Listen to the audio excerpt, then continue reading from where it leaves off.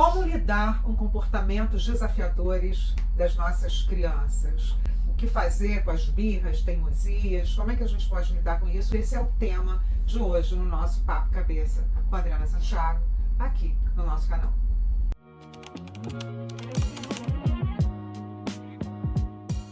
Uma pergunta que sempre acontece aqui no consultório, nas aulas, né? O que causa a birra numa criança, esses comportamentos desafiadores? E aí eu vou precisar voltar lá nas origens e falar de um pesquisador importantíssimo para a psicologia do desenvolvimento, que é o John Bowlby. Ele é um psicólogo, né, e que desenvolveu estudos em relação ao comportamento infantil em relação às figuras de apego. Quem são as figuras de apego? Principalmente a mãe, o pai ou quem cuida da criança. E é logo nos primeiros momentos da vida que esse tipo de comportamento ele vai se tornar robusto ou não, né? De que forma a criança lida com o mundo, por incrível que possa parecer, vai estar assentado, vai estar lá inicializado, vai estar estruturado nas primeiras relações, nos primeiros dias de nascimento dessa criança, nos primeiros momentos ali. John Bowlby ele vai dizer que a necessidade de apego, né, de apego da criança ao ser que cuida dela, ela é uma necessidade quase que instintiva, é uma necessidade básica que a criança, porque nasce imatura, ela tem para poder desenvolver-se de uma forma ampla. Nem diria como adulto saudável, mas como adulto. E por que a criança nasce com essa espécie de tendência biológica, com essa tendência biológica ao apego? Porque sem um cuidador, uma criança não consegue sobreviver. Então, como nascem com o sistema fisiológico, autonômico, o sistema nervoso central imaturo, ela vai depender desse cuidador para dar as pistas, inclusive, de como ela deve se relacionar com o mundo. Então, além de alimentação, de colo, de cuidado, banho e tal, uma criança precisa de um adulto saudável para que ela possa se regular nas relações sociais mais tarde. Porque eu devo lhe dizer que o comportamento que ela tem nesses primeiros dias, nos primeiros anos de existência, ele vai se arrastar até a vida adulta. E se isso não for bem entendido, se isso não for bem conduzido, obviamente, essa criança se tornará uma pessoa adoecida, né? Mentalmente adoecida, emocionalmente adoecida, psicologicamente adoecida. Então, esses primeiros momentos de vida de uma criança e esses primeiros modos de relação com a parentalidade vão definir como essa criança vai expressar as suas emoções, se com birra, sem birra, teimosia, com amorosidade, enfim. E aí é nesse momento que as coisas vão acontecer. É óbvio que existe aí a questão temperamental, né? Eu tenho insistido nesse tema, tenho insistido muito nesse tema, dizendo que o componente temperamental, ele é herdado biologicamente. Então, nessa mistura entre papai e mamãe, nasce uma criança com temperamento X, Y, Z, e essa criança irá reagir ao ambiente e ela vai precisar de alguém para ensiná-la a reconhecer os seus comportamentos, as suas emoções e seus sentimentos, para que possa se expressar melhor no mundo. Muitas vezes os pais, eles se sentem até envergonhados de pedir ajuda, né? Porque pensam, como é que eu posso não saber lidar com meu filho? Ou eu aprendi muito bem na minha criação, e a gente sabe do quanto foi complicado para minha geração, por exemplo, se desenvolver, né? Porque os pais não tinham a informação que tem hoje. Hoje a gente tem a internet que facilita muito. Então, é provável que a gente repita, mesmo sem querer, mesmo considerando ruim, é provável que a gente repita alguns comportamentos da nossa própria parentalidade, mesmo que a gente não concorde, mesmo que a gente tenha sofrido as consequências nefastas daquelas situações. Então, a educação parental, ela é fundamental, porque a ciência evolui, a ciência agora mostra coisas pra gente, né? Por exemplo, antigamente, batia no filho, pé de galinha no mata-pinto, e todas aquelas frases tenebrosas que justificam ou tentavam justificar uma agressividade com as crianças, bater nas crianças, né? Melhor eu bater que a polícia bater depois, apanhei, mas não morri. São frases muito comuns que a gente escuta por aí. E é óbvio que conter pela violência, conter pelo medo é muito mais fácil, mas não é eficaz. Então, não sinta vergonha de procurar ajuda, de entender como é que você pode ajudar o seu filho, ajudar o seu aluno, ajudar a criança que você tem por perto, porque a ciência hoje nos aponta caminhos. Antigamente era comum bater nos filhos, antigamente era comum jogar futebol com a cabeça do adversário, antigamente era comum fumar no avião, antigamente a gente cometia muitas atrocidades, mas hoje a gente evoluiu, eu acho, não sei você, mas eu acho que a gente está tentando aqui evoluir e está aqui propondo novas ações para uma criação eficaz na intenção de melhorar o mundo. É isso que a gente quer, é isso que a gente pretende. Ah, mas você está sendo pretensiosa? Não sei, eu estou fazendo aqui a minha parte e espero que as pessoas façam as suas partes, né? Cada um pouquinho, a gente consegue, sem dúvida nenhuma, mudar a humanidade. Em diversos momentos aqui no canal, em diversos vídeos, eu insisto, né, que amor é atenção. Amor é atenção. Um bebê, quando nasce, ele precisa dessa atenção. Ele é fisiologicamente, psicologicamente dependente da mãe. Quando eu falo de mãe, eu falo do cuidador, mas principalmente da mãe. Então, a homeostase do bebê, a regulação emocional, né? Porque a criança, já falei para vocês, ela começa essa regulação nos primeiros dias de vida. Ela precisa se dar com a atenção materna.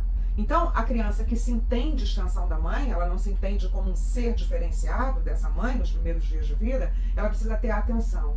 E o que significa atenção? Significa o olhar materno, entendendo os chamados dessa criança. Quando um bebê chora, ele chora porque alguma necessidade não está sendo atendida. Ou está com fome, ou está com sono, ou está precisando de colo. Aliás, a criança nasce pequena para ganhar colo. Se não fosse para ganhar colo, nasceria adulta, já grande, o tamanho de um elefante. Não é verdade? Então a criança, ela nasce pequena e ela precisa de colo. Porque às vezes tem uma ideia assim, né? Ah, mas se eu der colo, ela vai se tornar manhosa. Não, ela não vai se tornar manhosa. Ela vai entender que quando ela precisa ela tem uma necessidade qualquer, que seja uma necessidade emocional, uma necessidade de acalanto, ela tem quando chama. Ah, mas a criança, quando a gente não dá colo, deixa chorando no berço, ela para de chorar. Claro que ela para de chorar, porque ela desiste de chamar. E isso não significa que ela se acalmou.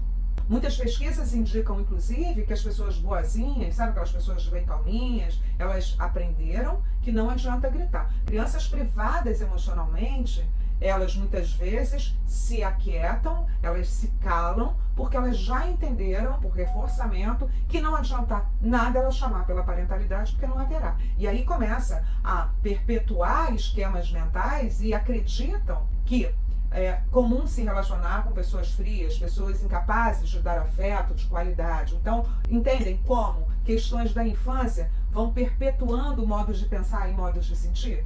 Obviamente a gente está falando de birra, né? Uma mãe pode entender que esse choro incansável, esse choro repetitivo, eu já te dei tudo, o que você está chorando?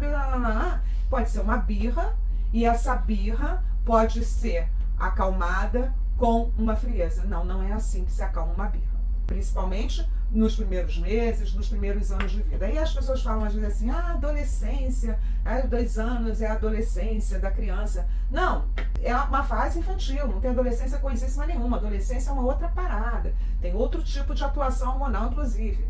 Na infância, né, e ali na fase de 2 anos de idade, a criança simplesmente, ela não consegue, ela está naquela fase de aprender a falar, mas ainda não consegue metaforizar, ela não consegue dizer exatamente o que ela quer. Então, muitas vezes se irrita e muitas vezes faz birra e faz pirraça, porque a parentalidade não consegue atuar na compreensão da necessidade básica emocional que ela precisa que seja atendida. Então, muitas vezes a birra, o que se chama de birra, o que se chama de pirraça, é causada muito mais por uma falta de compreensão do cuidador, de quem está cuidando dessa criança, né, do que propriamente um problema da criança. Aliás, eu sempre digo isso, criança não tem problema, que o único problema que a criança tem está em lidar com essa parentalidade que tem como função ensiná-la a lidar com suas próprias emoções. Mas a gente entende que esse cuidador, que essa parentalidade, que essa mãe, esse pai, essa avó, ou a professora da creche, também não teve como aprender, porque não teve quem ensinasse a lidar com as suas próprias emoções. E isso é cíclico, né? É um grande ciclo que vai aumentando e ficando robusto, cheinho de infelicidades. É o que a gente vê por aí. Então a gente entende que a orientação parental, ela se dá dessa forma, com informação em relação à ciência, informação científica, para que você pratique, tanto na escola quanto na sua casa. O que as crianças precisam, né, dos bebês até as crianças maiores, é de um cuidador que se identifique fundamentalmente com eles. E o que é essa identificação? É a empatia, né? Que a gente consiga se colocar no lugar da criança, mas não como a gente. Ah, se fosse eu, na minha época, quando eu era. Não, não tem a ver com isso. Essa identificação com a criança é entendê-la nesse lugar onde ela está, no contexto que ela está. Ah, eu vou contar um caso meu. Por que ela não quer entrar na escola? Por que ela não quer ir à aula? Por que... Sabe? E às vezes não é birra, ela não está de birra. Tem um contexto. Aí eu vou contar meu caso. Vou contar meu caso que eu acho interessante. Eu, aos 7 anos de idade, minha mãe me matriculou numa escola chamada Tiradentes. De 6 para 7. Não tinha 7 ainda. De 6 para 7. Ela me matriculou nessa escola. Vocês não imaginam, e eu lembro até hoje, o terror que eu senti.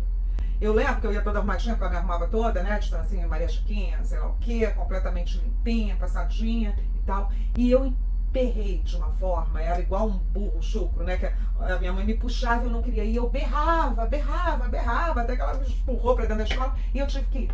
E o que estava na minha cabeça naquele momento, e ela não me perguntou, ela não pôde entender que aquilo não era birra nem era pirrácia. Eu achava que Tiradentes, eu não tinha a menor noção de quem era Tiradentes nessa época, obviamente, que eles iam arrancar os meus dentes. E por que eu achava isso? Porque uma criança não tem ainda a capacidade de metaforizar. Eu não podia entender que aquilo era o apelido de alguém, né, que era dentista, enfim. Eu não podia entender isso. Aquilo para mim era da ordem do horror. Era horror. É como se eu fosse para a morte. E ali eu chorava, fazia birra e fazia pirraça. E não teve ninguém, coitada da minha mãe, também não tinha essa capacidade de compreender, né, o que eu podia estar sentindo, que empaticamente pudesse me perguntar: do que você tem medo? O que está pegando? Porque obviamente eu ia dizer para ela, mas eu não pude dizer, porque ela também não me perguntou. Então, olha, eu já me expondo aqui, vou me expondo todo mundo. Mas é inevitável falar sobre isso, né? Sobre, às vezes, a birra, ela está pautada numa questão muito séria para a criança, porque às vezes o que é sério para a tua criança não é sério para você. Então, a gente precisa compreender, a empatia tem que vir desse lugar, do lugar da criança, e não no se fosse eu, quando era eu. Não é nada disso, a gente tem que entender aquele contexto ali. Então é importante essa atenção de qualidade, né? A gente tem sempre que estar prestando atenção nessa atenção, né? A gente tem que estar sempre ligado na possibilidade de uma criança ter uma construção muitíssimo diferente da sua. Então essa ligação entre o cuidador e a criança é fundamental para que ela possa se regular, para que ela possa regular as suas emoções e, além de tudo isso, nominar as emoções. Tem até um livro, eu vou pedir para colocar aqui, que se chama Emocionário. É um livro bem bacana para a criança identificar que tipo de emoção. Isso parece uma bobagem, mas não é. Eu preciso entender o que eu estou sentindo. A criança precisa entender o que ela está sentindo para que ela possa verbalizar.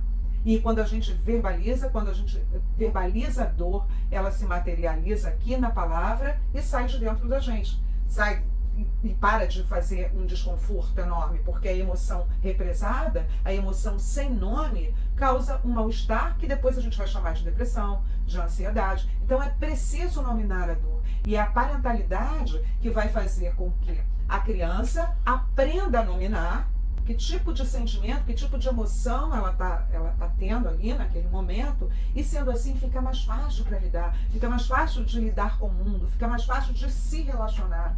E aí não precisa de birra e nem de pirraça. Então, dê atenção à sua criança, sabe? A sua interna, né? Aquelazinha minha lá, Adrianinha, que ficou desesperada, dê atenção, reconheça e acolha, e dê atenção à criança que você é responsável, que você está tutelando aí. Dê atenção e a estimule a dizer sobre as suas próprias emoções. Como um serzinho emocional que é, né? Uma criança, ela consegue, um animalzinho, a gente já é um animal, né? A gente já é um mamífero, um animal mamífero, que tem lá um sistema límbico completamente ativo, né? Então, por que a gente tem esse sistema límbico muito ativo, mesmo quando bebê, a gente consegue identificar os sinais não verbais da mãe. Então, mesmo uma criança que ainda não fala, e por que ainda não fala, esse sistema é superativado. Quando a mãe vai pegar um bebê e ela tá com cara de ai, que saco, meu Deus do céu, a criança sente essa disposição, sabe? Igual a cachorrinho que sente cheiro de quando alguém está com medo. É mais ou menos isso. A criança, ela percebe os sinais não verbais e mais do que os sinais não verbais, eu acho que no mesmo nível, ela percebe o tom de voz da mãe. Existe uma forma, né, uma dica que os pesquisadores dão, que a neurociência dá, se teu bebezinho novo tá chorando sem parar, inconsolável, o acolha com boa disposição.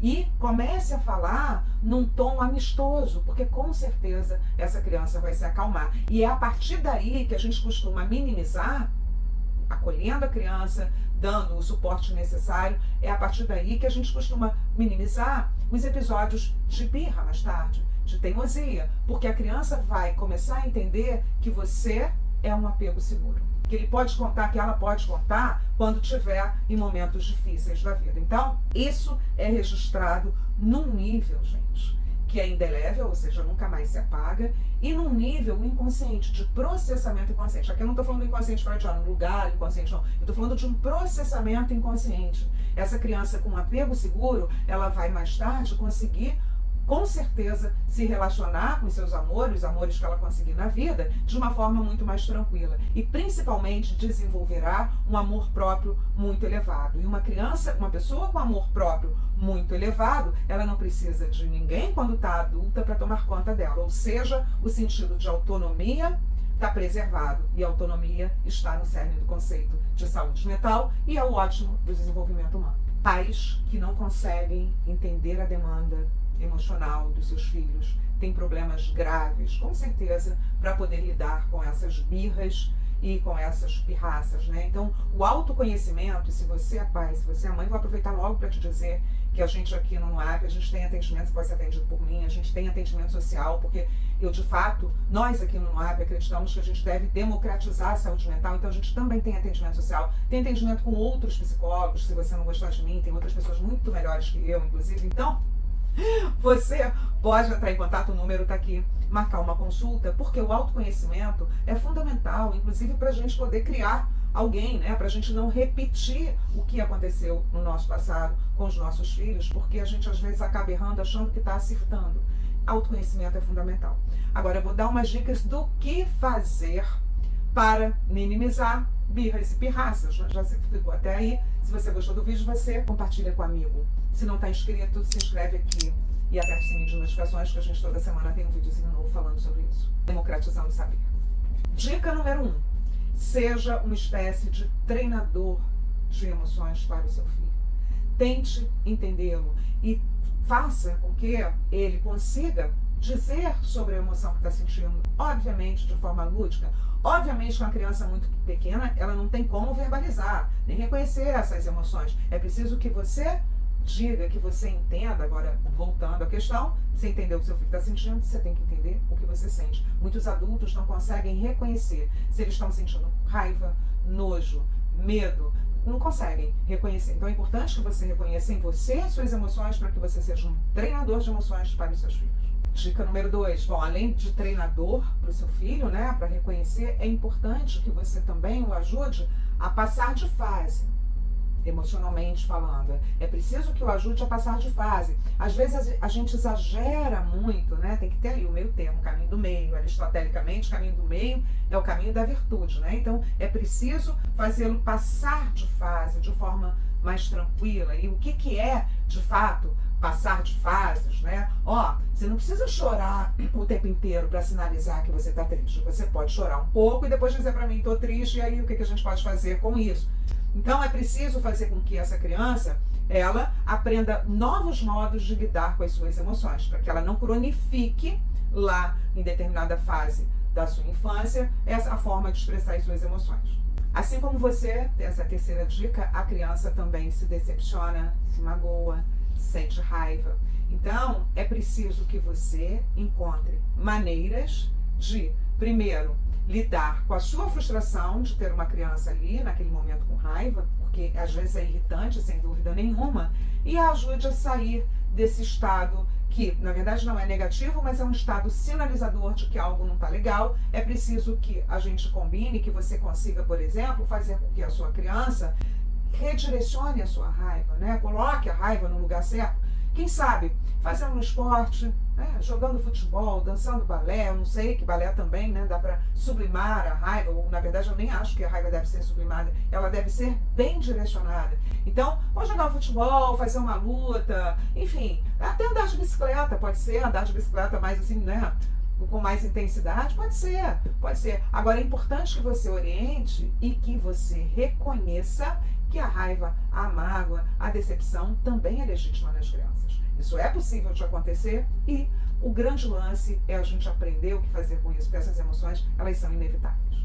A quarta dica, vou puxar a sardinha para o meu lado, mas vou ter que dar essa dica. A gente está com um projeto de orientação parental, pautado em neurociência, terapia do esquema e psicologia positiva, ou seja, é a ciência aqui atuando para melhorar o mundo. Já falei que eu acredito nisso, né? Então, você pode ser o nosso aluno, você pode ser psicólogo e fazer orientação parental no seu consultório, você pode ser psicólogo e ser pai, ser mãe, você pode ser professor, diretor de escola, psicopedagogo, pedagogo, todos serão muito bem-vindos, porque a ideia aqui, todos os professores do NOAB fazem isso muito bem, é traduzir a ciência de forma que você, mesmo não tendo acesso à neurociência, por exemplo, possa entender de forma simples e descomplicada. Quarta dica, vem fazer uma aula completamente online, gratuita, sobre como é que a neurociência, a psicologia positiva e a terapia do esquema podem ajudar no desenvolvimento humano, no desenvolvimento da sua criança, no desenvolvimento do seu aluno, tá? Mais informações aqui embaixo.